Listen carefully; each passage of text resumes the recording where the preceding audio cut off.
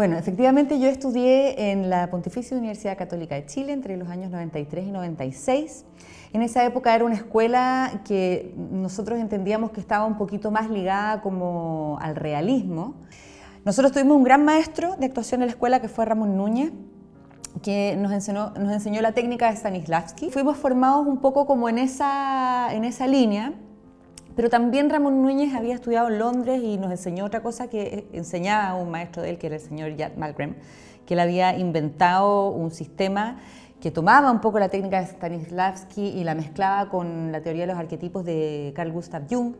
Y esto se llamaba los inner states, y era todo en inglés. Entonces era muy divertido porque nos escuchaban como los estudiantes de otras escuelas hablar de near, stable, mobile, etcétera, y como que de qué están hablando.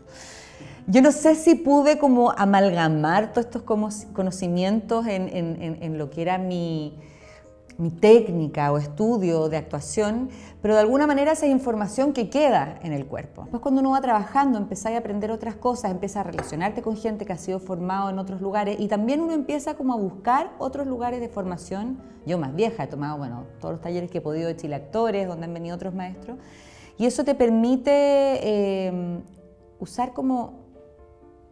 Yo te diría que cuando yo tengo que construir un personaje o cuando me invitan a trabajar en un proyecto, hay distintas formas de abordarlo. Todo depende del proyecto, de si es para teatro, para cine o televisión, del tipo de personaje que es, si es un personaje que existió, que no existió, que existe, que uno podría salir a buscar o no, o es totalmente fantástico, etc. Pero tiene que ver con que todo lo que uno consume en el periodo de preparación, desde que te llaman a un proyecto hasta que empezáis a rodar o a grabar o a ensayar, todo lo que uno consume, me refiero a todo lo que está en el ambiente, aporta a ese trabajo. Entonces ya el método no es un método, sino que es una forma de vida. No sé, yo pienso en gente como Jaime Badel, porque en la primera teleserie que yo actué, él actuaba, y yo me da risa porque nunca se llevaba los guiones para la casa. Como que los guardaba en un casillero en el canal, se llegaba a grabar, ya, listo, pero se sabía la escena, po. También he visto actores mucho más jóvenes tratar de hacer lo mismo y es terrible porque se retrasa la grabación, porque hay que repetir, que hay que ensayar. Por ejemplo, tú estás en una película y hay directores a los que les gusta ensayar muchísimo y se toman muchas horas durante la etapa de preproducción para ensayar con los actores, para improvisar con los actores, para probar cosas nuevas, etc. Entonces, en el momento de llegar al set, eso ya está súper ensayado. Entonces, en rigor, sí, te podría permitir entrar así, porque ya lo tienes en el cuerpo. Hay otros directores que trabajan de otra manera, que son tan bacanes, que prefieren como hacer un par de lecturas antes y llegar al set y en ese momento como que se arma todo porque creen, y pueden tener mucha razón, que hay algunos actores que, por ejemplo, cuando están frescos a la primera, dan mucho mejor, por ejemplo, una escena. Otros directores, por ejemplo, con los que yo he trabajado, en que hacemos un trabajo de mesa muy intenso, no necesariamente ensayando, pero sí como buscando cómo se escuchan los diálogos, cómo hablarían en realidad, mira, las películas de época, en esa época no se decía esto, se decía esto otro, como ese tipo de cosas, y una vez que uno llega al set, igual uno tiene todo ese trabajo previo hecho. Entonces yo sí creo que hay que prepararse. Como decía el señor Stanislavski, un actor se prepara y cuando un actor se prepara se nota. Sí, o sea, a ver, yo comparto con esa prensa el hecho de que un actor o una actriz tenga que tener una opinión sobre la realidad que lo rodea, independiente de que tu elección como actor sea hacerla pública o no, que me parece igual de válido. O sea, me parece súper válido que alguien no esté ni ahí con hacer pública lo que piensa, pero sí es importante que un actor piense y sí es importante que un actor esté pendiente y alerta de lo que pasa en su país, en su ciudad, en el mundo, más allá de que no estemos obligados ni obligadas a tener toda la información ni todos los conocimientos necesarios. Por eso yo creo que es súper legítimo decir, sabes que yo no voy a opinar sobre esto porque no tengo las herramientas suficientes para opinarlo públicamente, pero sí puedo tener una opinión en mi foro interno, conversarlo con mis amigos, con mi familia, etc. Y eso sí me parece importante, un actor tiene que tener opinión. Bueno, yo creo que por salud mental hace muchos años que yo no habito el país de Twitter, por ejemplo, porque se ha vuelto efectivamente un medio súper agresivo que yo uso de vez en cuando como para promocionar mis cosas. Instagram es mucho más amable, mucho más amoroso, pero claro, yo también me fiché para la campaña del apruebo, por ejemplo, y me llegó una cantidad de haters que no te cuento. El tema es que uno entienda, y que es difícil de entender por los tiempos que vivimos, que esa no es la realidad. O sea, lo que ocurre en las redes sociales no es como son las personas en la vida real. Y yo tengo ejemplos como súper cercanos de familiares míos que son, no sé, operadores políticos de toda la vida, de no sé qué, pero que son súper buenas personas, amorosos y no sé qué, pero que en Twitter son unos energúmenos. Entonces, cuando tú entiendes esa diferencia, dejáis de estar tan pendiente. Y lo otro es que, claro, efectivamente, o sea, cuando la gente dice, todos los actores son comunistas, no, no somos comunistas, pero efectivamente hay una gran mayoría que simpatiza, podríamos decir, un poco más con ideas un poco más de izquierda o de centro izquierda. Entonces, cuando salen actores que dicen, no, sabes que yo en realidad voy a votar rechazo porque no sé qué, por supuesto que saltan todos encima. O sea, yo creo que hay muchas cosas que se han perdido con la pandemia, pero no me parecen del todo irrecuperables. El tema es que los cines, probablemente para recuperar y todo, o sea, tenés cines con 10 salas donde hay programadas 4 películas. Entonces tú estás obligado a ver Marvel, los Minions, no sé, 2 más. Y el resto de las películas, a las que uno podría, las películas chilenas que duran una semana en cartelera en esas salas, después pasan a la red de salas que también tienen que repartirse en todo Chile, entonces también duran poquito, tienen pocas funciones. Claro, eso es dramático. Ahora, separando eso como del tema de ir o no al cine y de las plataformas, claro, las plataformas es súper cómodo, nos acostumbramos a la pandemia a poder tener acceso desde nuestras casas, pero yo creo que la gente sí va a recuperar algo el hecho de ir a un lugar a ver en pantalla grande algo, porque es una experiencia totalmente distinta y de ver en comunidad con otros y como de salir hablando de una película es algo que yo creo que no se puede perder. La gente tiene la necesidad de encontrarse con el otro y yo creo que si bien la pandemia nos trajo muchas restricciones, también nos hizo sentir la necesidad que tenemos del otro. A mí me parece súper necesaria la cuota y te voy a decir por qué. Es cierto lo que tú dices, es cierto que a lo mejor podrían quedar fuera algunos proyectos que uno podría decir son mejores, ¿no? Sin embargo, creo que la única manera en que la mujer, desde el punto de vista de una actriz, por ejemplo, empiece a ocupar un rol un poco más interesante que ser el interés romántico del protagonista hombre, es que efectivamente esas historias estén contadas, narradas por mujeres, escritas por mujeres. ¿Por qué digo que es necesaria esa paridad? Que en algún momento... O sea, en algún momento deberíamos dejar de hablar de estos temas y efectivamente deberían subir los mejores proyectos. Pero cuando esa paridad ya sea una costumbre y cuando ya nos acostumbremos a ver estos roles y cuando ya efectivamente las historias empiecen a mostrar mujeres en roles activos como ocurre en la sociedad. ¿Por qué razón?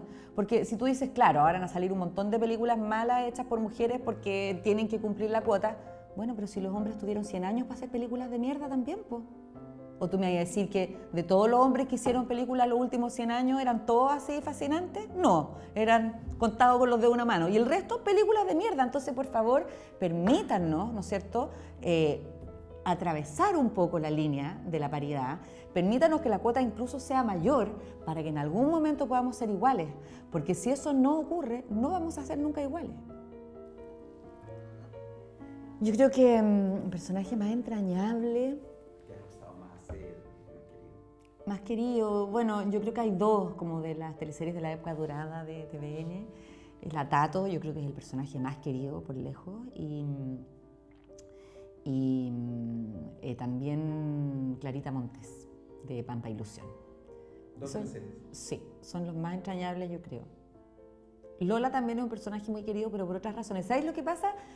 Que yo creo que cuando esos personajes que se escribieron en un momento y que había además una línea editorial en los canales como de acercar las comunidades, acercar a Chile, acercar los temas, ¿no es cierto?, al debate nacional, aunque todos nos quejábamos en esa época que era todo súper básico y que no sé qué, pero chuta, hicieron algo porque hoy día esos personajes se leen con los ojos de hoy, que yo siempre digo es un error leer con los ojos de hoy lo que pasó en el pasado, pero aquellos que trascienden esos 20, 30 años y hoy día se puede hablar de conceptos nuevos que no existían en esa época a raíz de lo que hacían esos personajes, a mí me parece súper interesante. O sea, por ejemplo, hoy día de la Tato, que es este personaje que yo hacía en La Fiera, de broma, en meme y todo, ponen en redes sociales que fue pionera del poliamor. Tú comprenderás que el poliamor no era un concepto que existía el año 1999, o sea, con suerte se hablaba de poligamia, y era porque ella, en su inocencia de Caguache, decía, bueno, hay dos muchachos interesados en ella no sabe cuál le gusta más, tiene que probar y tiene que pololear con los dos, obvio, ¿no? Era como desde ese lugar uno creaba, pero hoy día se dice que era pionera del poliamor. O no sé, Clarita Montes, cuando los temas que habla en La Salitrera en el año 1935 son los mismos temas que todavía las mujeres estamos discutiendo, ¿no? Que tienen que ver con la paridad, que tienen que ver con que las mujeres tengamos los mismos derechos a educación, a un montón de cosas. O sea, claro, si lo miráis desde ese punto de vista, sí. Ahora yo creo que a Matías siempre le han achacado como el hecho de que yo soy su musa y a él siempre le carga eso. O sea, si tú le preguntáis, él te va a decir que no. Independiente de que haya ciertos trabajos que hayan sido escritos para mí, otros no, pero eso no tiene que ver con ser una musa inspiradora. Y yo nunca me he parado desde ese lugar. Ahora, con Matías sucede que nosotros nos conocimos cuando él estaba en la escuela, hicimos 2 cortometrajes mientras él estaba en la escuela, yo estoy en sus primeras 3 películas y luego en mensajes privados después de otras que él ha hecho.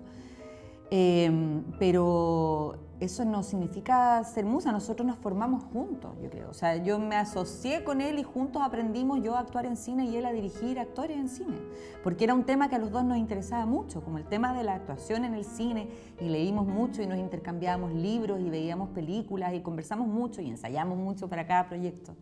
No, yo me paro desde el lugar de la creación, yo soy una creadora también, independiente, que cuando uno está en una película uno tiene que confiar en ese director y que uno está haciendo un trabajo que tiene que ver con el imaginario de ese director. No estoy yo arrancándome con los tarros, yo puedo proponer, yo puedo hacer distintas cosas, pero siempre voy a ser súper obediente y súper flexible a lo que él me pida porque él tiene la cabeza puesta en el proyecto completo. Yo también, pero en realidad de lo que más sé es de mi oficio, o sea, no voy a yo ir a decirle al director de foto cómo tiene que encuadrarme, no voy yo a ir a decirle a la directora de arte dónde tiene que poner los cojines, o sea, te fijas cada uno en su espacio, pero sí, con él nunca nos planteamos como director y musa, sino como 2 personas que estábamos aprendiendo, creando juntos y desarrollándonos en el arte cinematográfico juntos y que crecimos mucho juntos en eso.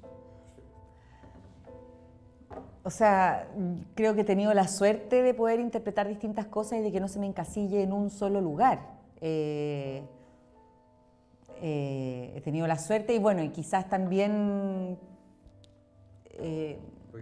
quiero creer que es porque he demostrado cierta versatilidad. Porque no he hecho roles cómicos en cine, todos bastante sufridos. No creáis, en Vida de Familia no es cómico porque es una comedia como un poco agridulce. Vida de Familia, que es de Alejandro Zambra, el guión, y está dirigida por Alicia Cherson y Cristian Jiménez. Es una comedia no como en la televisión, así como desfachatada, pero es una comedia y donde hago un personaje de comedia, solo que es una comedia como contenida, ¿no? O austera, o triste, o no sé qué, pero no es el personaje intimista dramático, es comedia. ¿Dónde más? Sí, yo creo que, no se me ocurre ahora, pero he tenido la posibilidad como de hacer distintas cosas también en el cine, pero es cierto que en el cine se me llama más para hacer cierta cosa como dramática intimista, porque las primeras películas que hice, aparte de las de vampiro y qué sé yo, de género con Jorge Olguín, fueron con Matías Vice, que trabaja en esa línea. Entonces, claro, si te vienen eso, te van a decir, hoy funciona aquí, vamos a llamarla para esto. Pero como también en televisión da un rango más amplio, también he tenido la posibilidad en cine de hacer cosas un poquito más salidas de esa cosa intimista dramática. Mucho más difícil. La comedia es muchísimo más difícil que el drama, yo también encuentro. Y en general, como en cómo manejo yo estar de repente en un proyecto más dramático, más comedia, bueno, siempre tiene que ver con las posibilidades de trabajo que uno tiene, pero también con que de repente, cuando uno tiene la posibilidad de elegir proyectos, uno dice, ¿sabes qué? Llevo demasiado tiempo llorando, yo ahora necesito reírme. Y necesito tomar esta comedia. En teatro también he hecho esta comedia, como para sacarme un poco esta oscuridad, ¿no? Como encima, uno necesita también como ir cambiando de ambientes, de registros, de tono, por salud mental. Así como que la industria se ha deconstruido. Yo creo que en cierta medida sí. O sea, una cosa es que la industria se haya deconstruido, yo creo que en parte sí. Otra cosa es que las personas se hayan deconstruido y para eso falta muchísimo. Pero esas personas, por lo menos hoy día, gracias a que ha habido casos que se han denunciado, que son de dominio público, la gente hoy día sabe que hay cosas que no se pueden hacer ni decir en un set. ni que se puede tratar de esta manera o de otra manera a una mujer. Y efectivamente, las actrices hoy día nos sentimos mucho más seguras que hace 5 años o 10 años. Mucho más seguras, no sé. Independiente que todavía hay cosas. Y de que hay hombres, por una cosa generacional, que les cuesta mucho entender el mundo en que vivimos hoy día, que sufren con eso, como que no puedan decir algo, que no puedan hacer algo. Sufren, yo lo he visto, lo he escuchado, me lo han dicho, porque además soy más vieja y un poco más comprensiva, porque también nosotros nos criamos en ambientes laborales donde había más maltrato, no con intención, pero qué sé yo, había más acoso, había más de todo. Entonces, yo creo que también uno no puede perder de vista eso, ¿no? Que hay gente de otra generación a la que les es mucho más difícil ser flexible en ciertas cosas. Sin embargo, toda esa gente sabe que hay cosas que no están permitidas hoy día y que eso va en beneficio de cuidarnos más.